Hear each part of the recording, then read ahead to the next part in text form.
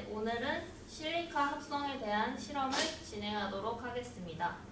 그 전에 앞서 이론에 대해서 몇 가지 설명드리도록 하겠습니다.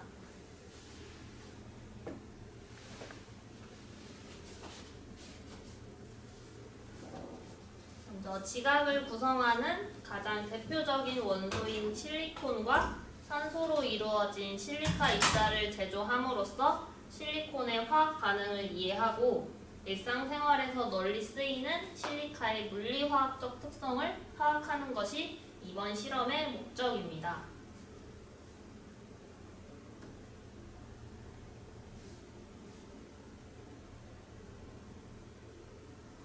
먼저 실리콘과 실리콘의 차이를 알아보자면 여기 뒤에 E가 들어가느냐 안 들어가느냐의 차이인데요. 이거에 따라서도 차이점이 있습니다. 먼저 끝에 E가 들어가지 않는 이 실리콘은 주기율표에서 탄소 원자 바로 아래에 위치하고 있는 규소 원소를 나타내는 용어입니다.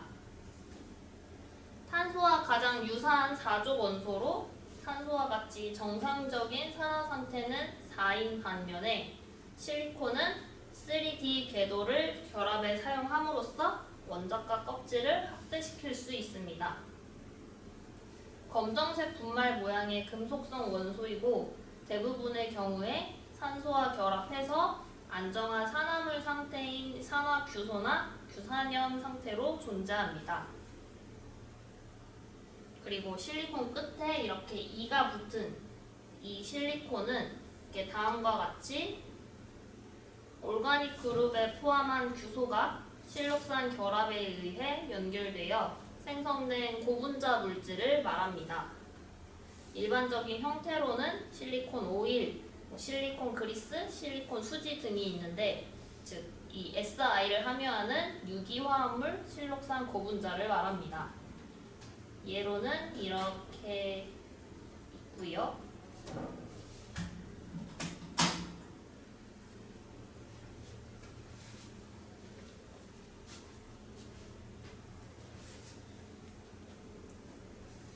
먼저 뒤에서 다시 한번 설명드리겠지만 간단히 먼저 설명을 드리자면 솔겔 프로세스란 콜로이드 부유 상태인 졸을 만들고 졸의 겔화 과정을 통해서 액체상의 망상 조직인 겔로 변화시켜 무기질의 망상 조직을 만드는 과정을 말합니다. 오늘 만들 실리카도 이 과정을 통해서 만들어지게 되는데 이때 실록산 결합에 금속 산소간 결합을 형성하는 데 있어 주된 반응이 수화 반응이랑 축합 반응인데요. 이 수화 반응 과정에서 오늘 사용하게 될 시약 중에 하나인 테트라에틸 오소실리케이트의 물에 대한 반응성이 매우 낮습니다. 그래서 이 반응을 촉진시키기 위해서 염산과 암모니아를 촉매로서 사용하게 되는데 이때 이 두 가지를 촉매로서 사용하는 이유는 이 촉매의 pH에 따라서 반응 메커니즘이 달라지고 최종적인 겔의 형상도 달라지기 때문입니다. 산성 촉매 조건에서는 주로 선형 내지는 불규칙적으로 연결된 가지 형태의 중합체를 형성하게 되는데 이것은 가수분해 반응이 축합 반응보다 우세하기 때문입니다. 반면에 염기 촉매 조건에서는 구형의 입자가 고른 폴리머를 생성하게 되는데 이것은 반대로 축합 반응이 가수분해 반응보다 우세하기 때문입니다.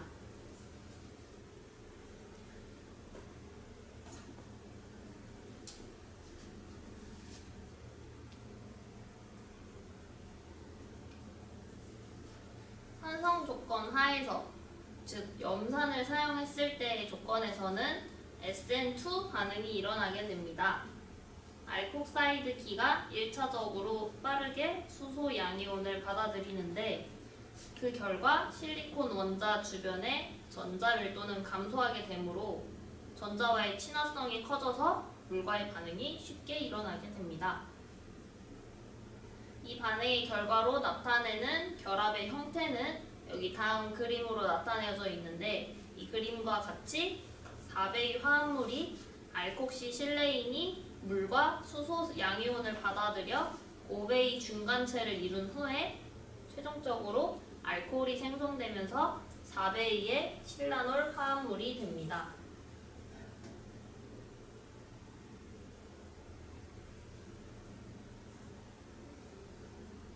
다음으로 염기성 촉매에 의한 단위체 실리콘 알콕사이드의 가수분해 과정은 산성 촉매는 SN2 반응이었다면 염기성 촉매는 SN1 반응으로 동일한 농도의 산성 촉매에 의한 가수분해 과정보다 훨씬 느리게 진행됩니다. 이는 알콕사이드기의 산소가 OH 신액체를 밀어내기 때문인데 일단 느린 초기 가수분해 과정이 일어나면 다음 알콕사이드기들이 그 전보다는 쉽게 단위체에서 떨어져 나와 후속 반응들이 차례로 일어나게 됩니다. 그러므로 가수분해가 많이 일어난 실레인들은 더욱 쉽게 반응이 일어나게 됩니다.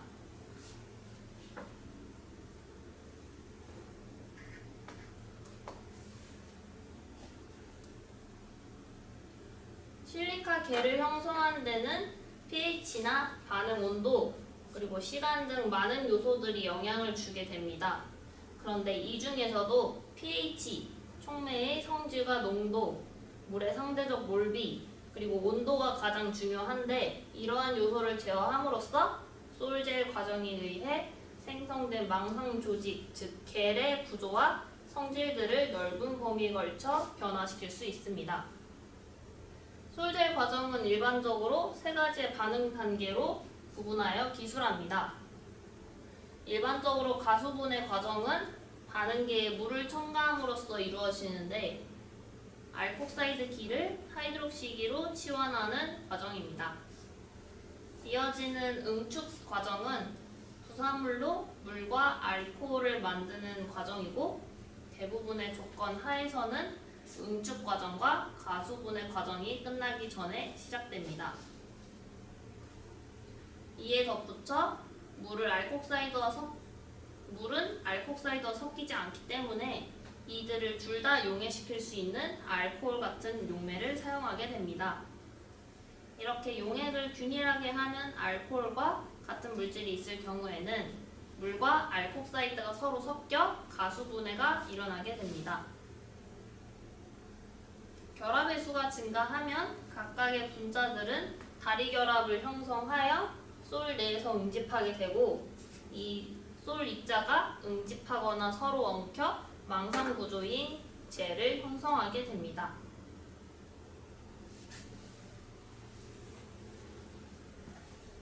앞서서 간단하게 설명드렸었던 솔겔 반응, 그래서 솔겔 반응이란 금속 알콕사이드의 가수분해, 축합 반응을 이용해 저온에서 유리나 세라믹을 합성하는 기술을 말합니다.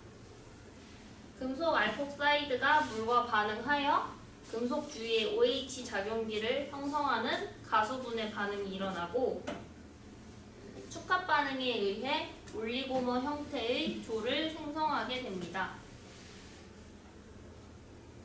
그리고 반응물과 반응물이 서로 연결돼서 3차원의 망상 구조인 젤을 형성하는 것을 졸겔 반응이라고 합니다.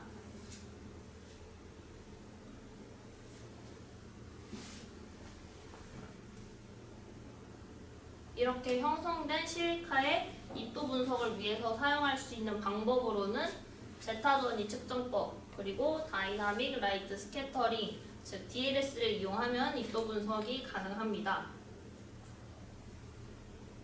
여기서 먼저 제타전이란 이온이 강한 경계를 이루고 있는 내부 영역과 보다 약하게 결합되어 있는 외부 영역 사이에 생긴 전이차를 말합니다.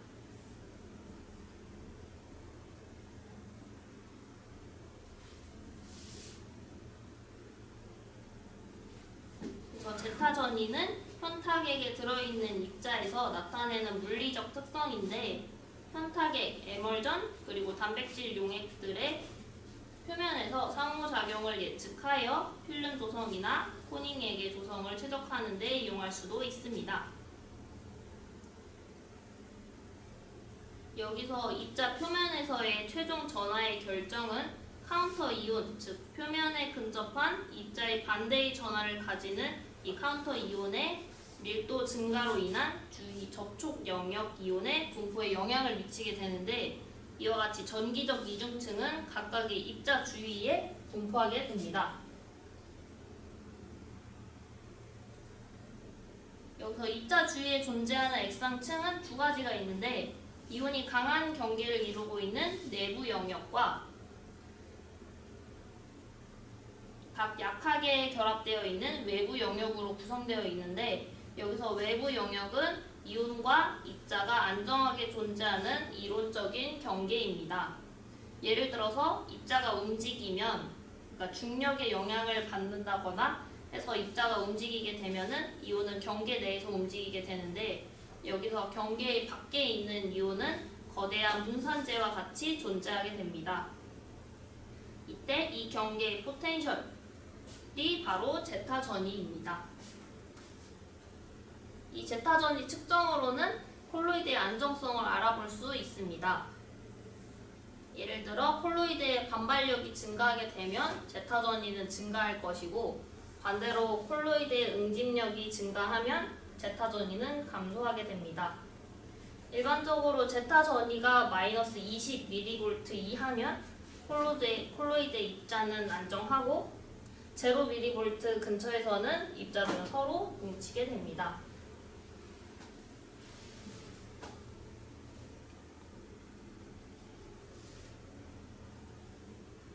다음으로 DLS란 동적 광산란 분석이라고 하는 이 DLS는 브라운 운동을 하고 있는 입자들의 빛을 쏘아서 입자에 부딪히는 빛의 산란각을 구하는 방법입니다. 그리고 고정된 탐지각을 가지고 일정 시간 간격당 변화하는 산란되는 빛의 파장 강도를 읽는 것으로 제타 전위가 전위차를 구하는 것이라면, 이 DLS는 입자 크기 측정의 대표적인 방법입니다.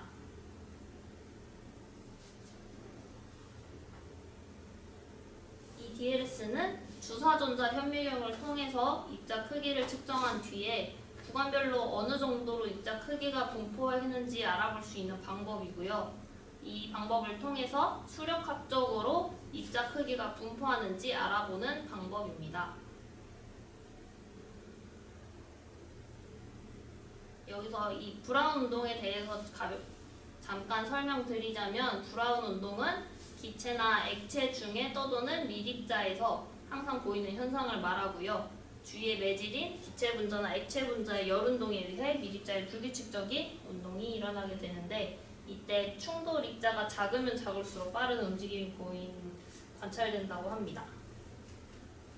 그래서 원리에 대해서 잠깐 말씀드리면, 브라운 운동을 하고 있는 입자의 레이저 광을 조사하면 입자로부터의 산란광은 각각의 입경에 상응한 파형을 갖게 되는데, 이 파형을 자기 상관계수를 이용해서 정량화함으로써 입도 크기 및 분포를 구할 수 있게 됩니다. 이 DLS 측정법은 더 자세하게는 융합 신소재 기초 실험 3에서 아마 다룰 예정인 것으로 알고 있습니다.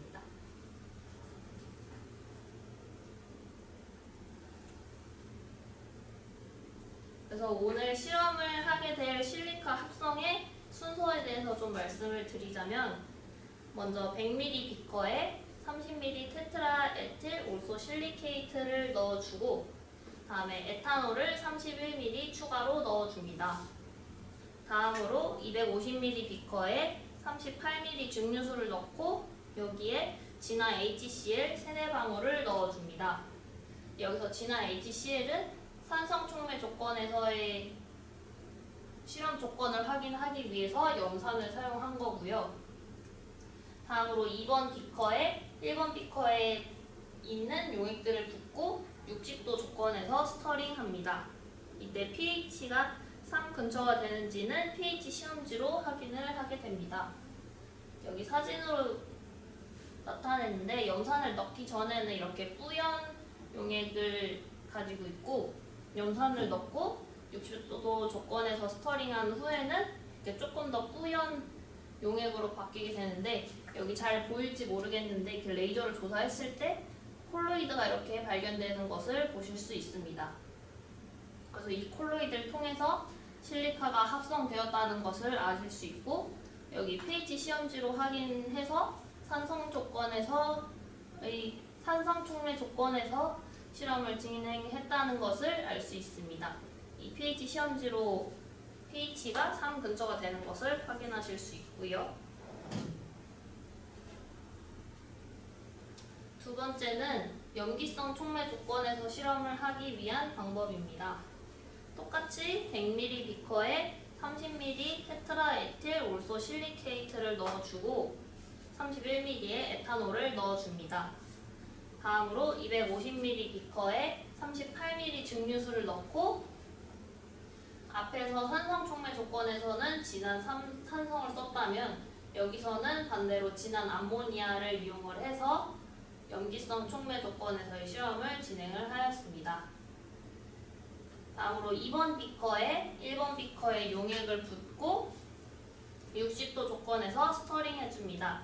이때 pH가 9 근처가 되는지는 pH 시험지로 마찬가지로 확인하실 수 있습니다.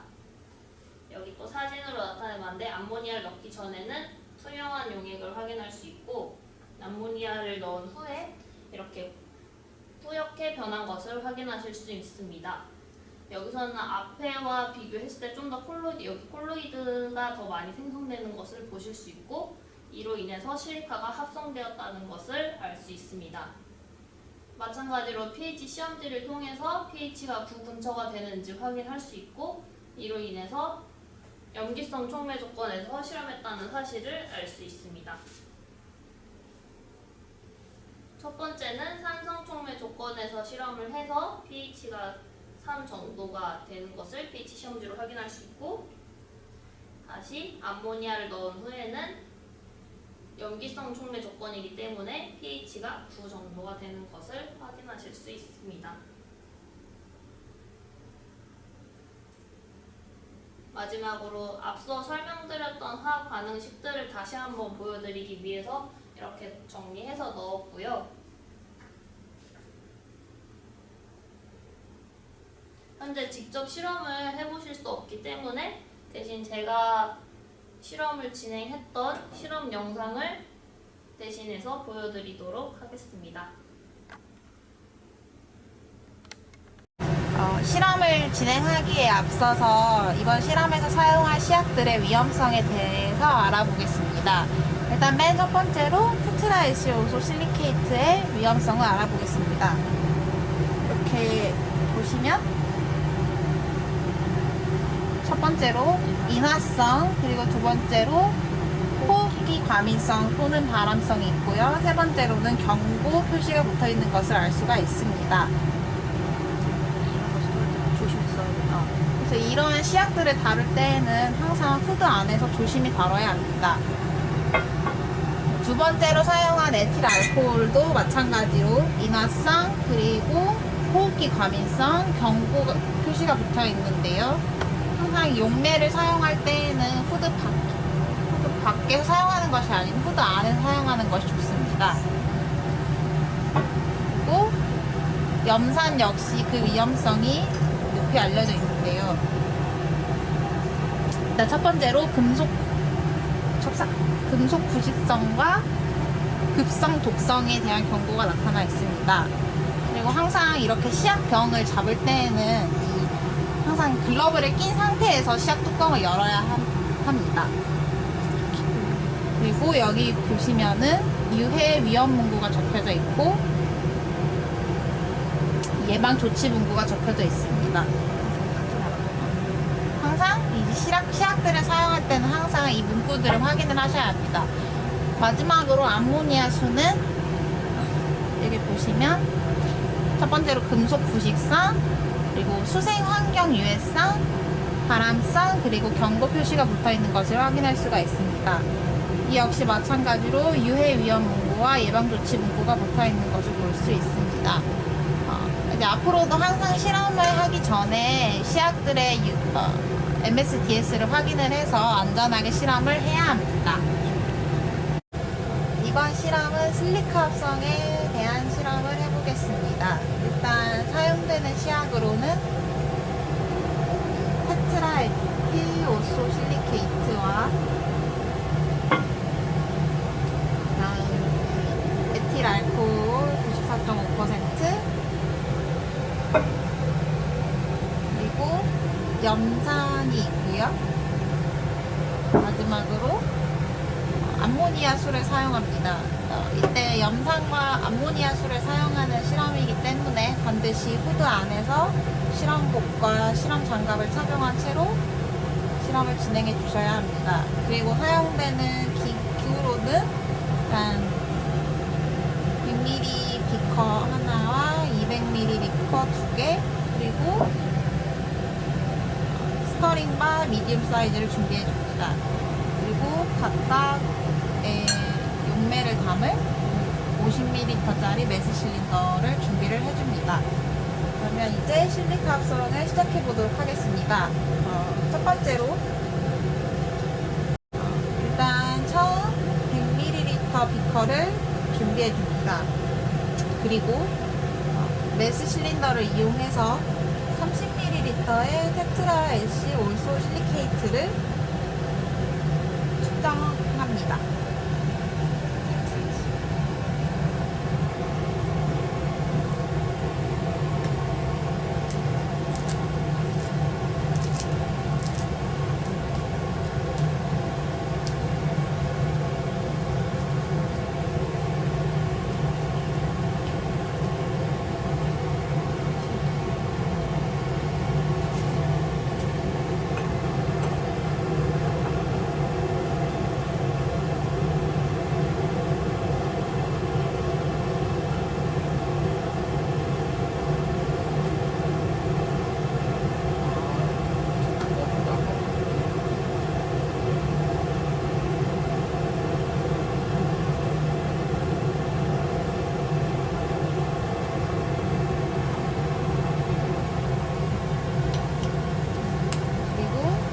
이것을 100ml 비커에 넣어줍니다.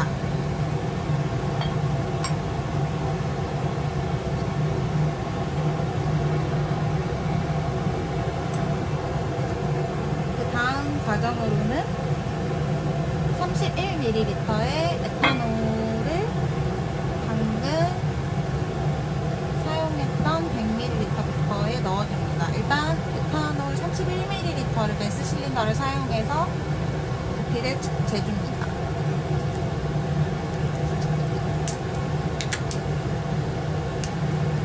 이때 이렇게 파라필름을 사용해서, 쓰고 난 시약은 항상 파라필름을 사용해서 밀봉을 하는데, 파라필름이 있는 상태에서 뚜껑을 돌려서 여는 것이 아닌 파라필름을 먼저 제거해 준 후에 뚜껑을 열어야 합니다. 아까 마찬가지로 31ml의 에틸 알코올을 측정을 해줍니다.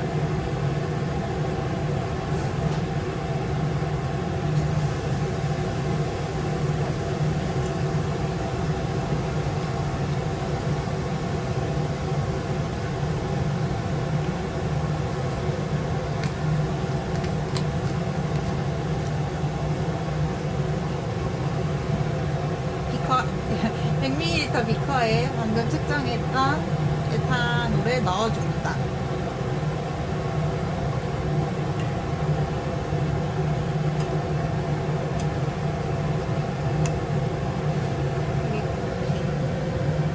그리고 그 다음은 250ml 비커를 준비를 해줍니다. 그리고 이 안에 메스 실린더를 사용해서 38ml의 증류수를 부어줍니다.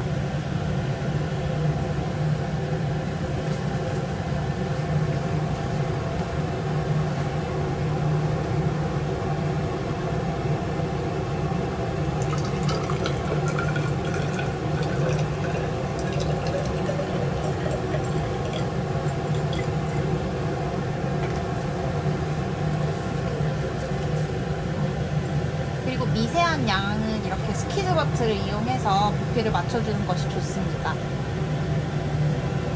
이렇게 부피를 측정한 증류수를 250ml 비커에 부어줍니다.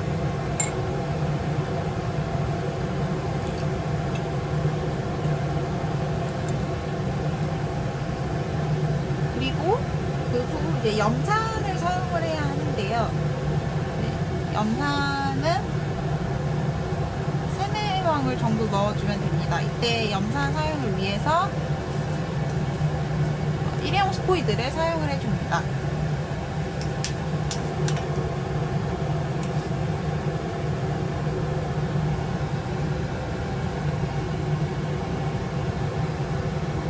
그리고 이때 한 번 뜬 씨앗은 다시 씨앗통에 넣지 않고 폐수통에 버려줘야 합니다.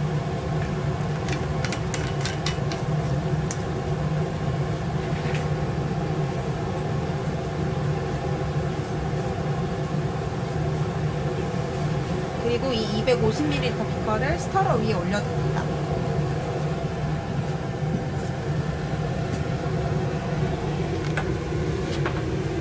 그리고 방금 준비했던 스터링 바를 비커 안에 넣어줍니다.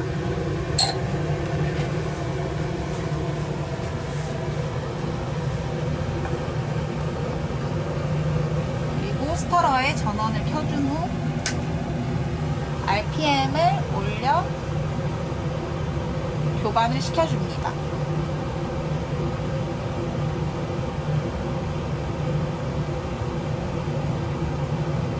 이때 RPM은 300에서 400 RPM대를 유지하는 것이 좋습니다. 그리고 이제 맨 처음에 만들었던 100ml 비커 안에 용액을 이 250ml 비커 안에 부어줍니다.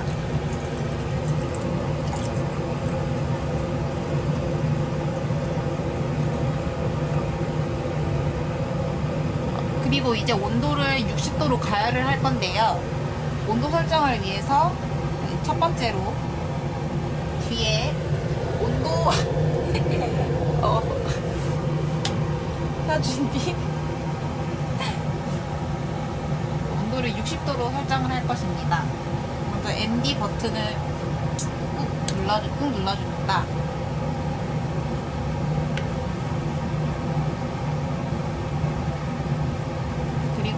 SU라는 창이 뜨면 화살표를 이용해서 설정하고자 하는 온도를 60도까지 올려줍니다.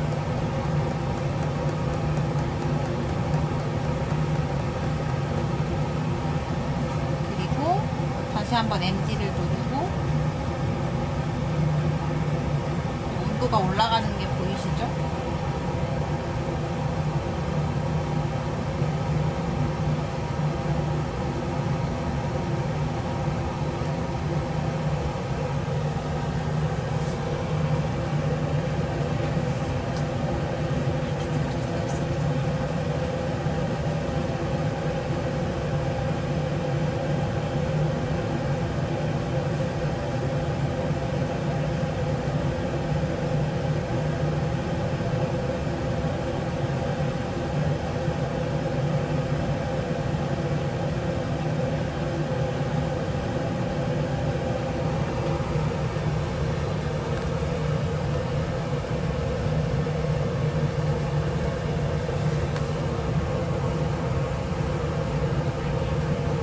그리고 이제 pH 페이퍼를 사용해서 이 용액 안에 pH를 측정을 해줘야 하는데요. 이렇게 pH 미터는 보시다시피 이제 이 종이의 색깔이 어떻게 변하는지에 따라서 용액의 pH를 대략 가늠해 볼 수 있는 도구입니다.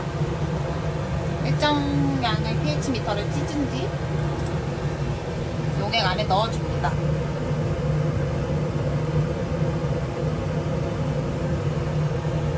용액의 pH 미터 페이퍼의 색깔이 주황색으로 변하는 것을 보아서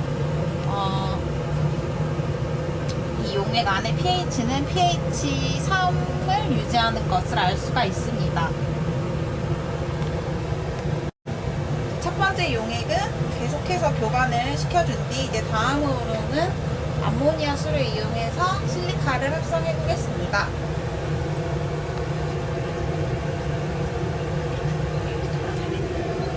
아까와 마찬가지로 용액을 제조해주기 위해서 첫 번째 과정과 마찬가지로 100ml 비커를 준비합니다. 그리고 이제 30ml 테트라 애쉬5소 실리케이트를 메스 실린더를 사용해서 부피를 측정합니다.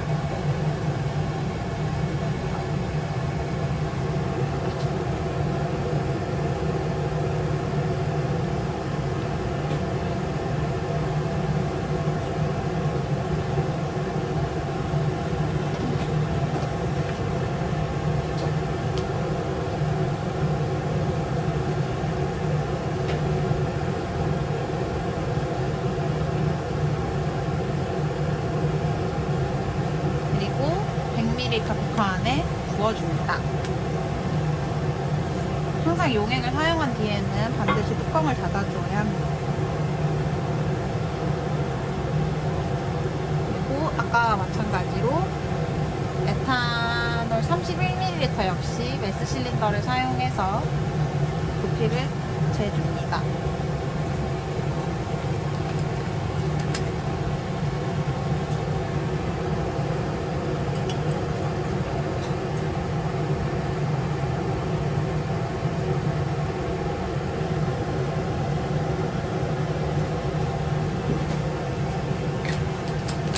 이거 역시 100ml 비커 안에 부어줍니다.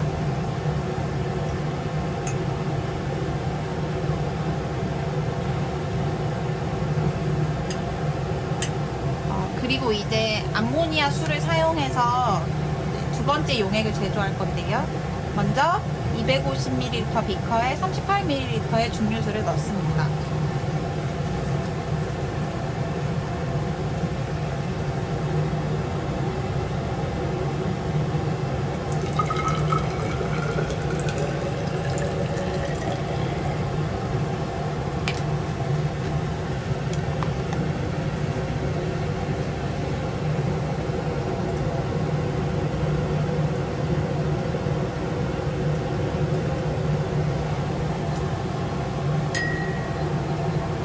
비커 안에 부어줍니다.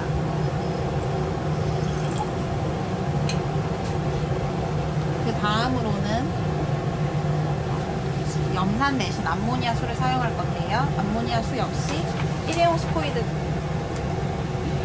스포이드를 사용해 3-4방울 정도 떨어뜨려 줍니다.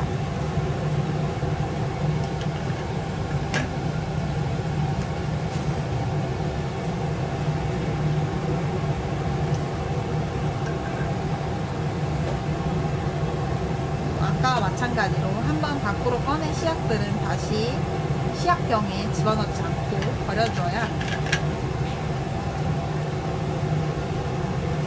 그리고 이 250ml 비커를 다시 교반기 위에 올려줍니다.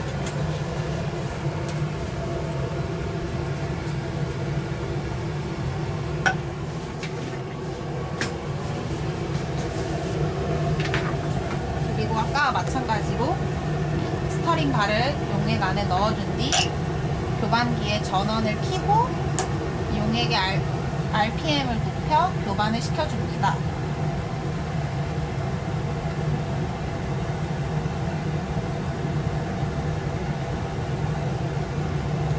그리고 아까와 마찬가지로 처음 만들었던 1번 용액을 지금 이 250ml 비커 안에 천천히 부어줍니다.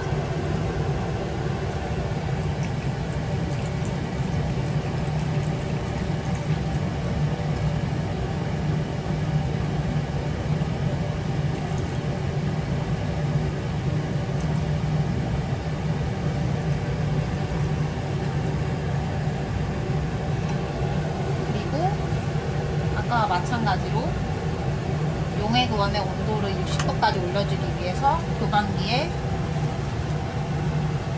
온도를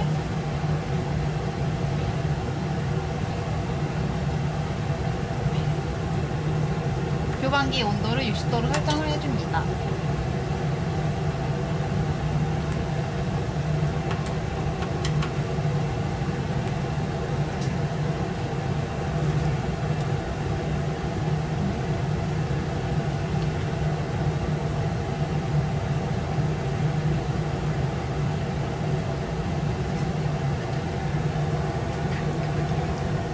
온도가 조절되지 않기 때문에 다른 교반기를 사용을 해보겠습니다.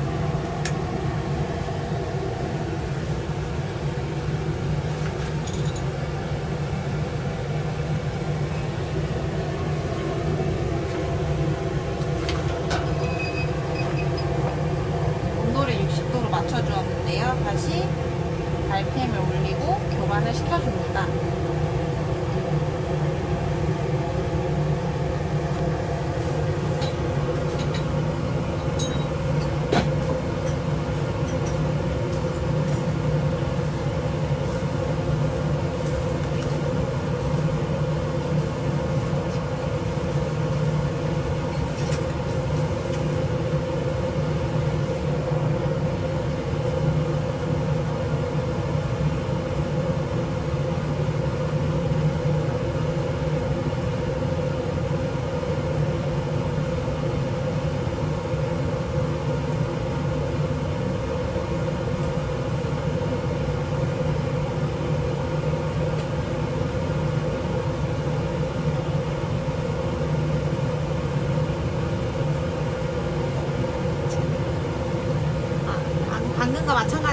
pH 페이퍼를 사용해서 용액 안의 pH를 대략 측정을 해보겠습니다.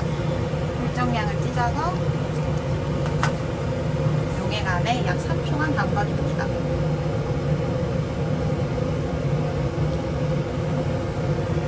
pH 페이퍼의 색깔이 파란색으로 변한 것을 보아 이 용액의 pH는 대략 8에서 9 사이를 유지함을 알 수가 있습니다.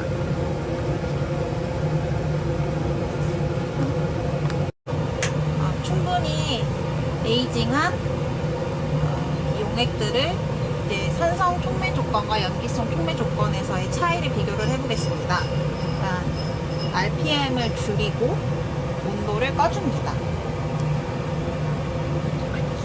온도는 항상 25도를 유지를 해야 하기 때문에 아까와 마찬가지로 온도를 다시 25도까지 낮춰줍니다.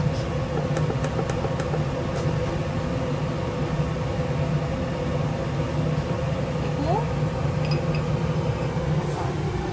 이제 산성 조건과 염기 촉매 조건 사이에서의 차이를 비교를 해보겠습니다.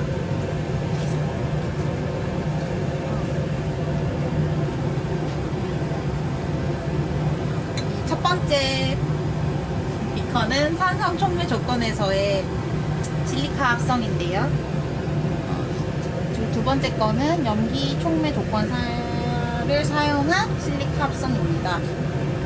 이렇게 pH 페이퍼를 확인을 해서 각각 용매의 pH가 산성 범위 그리고 염기성 범위에 있다는 것을 확인을 했습니다. 그리고 실리카가 합성되었음을 알 수가 있습니다. 여기까지 실리카 합성이었습니다. 감사합니다.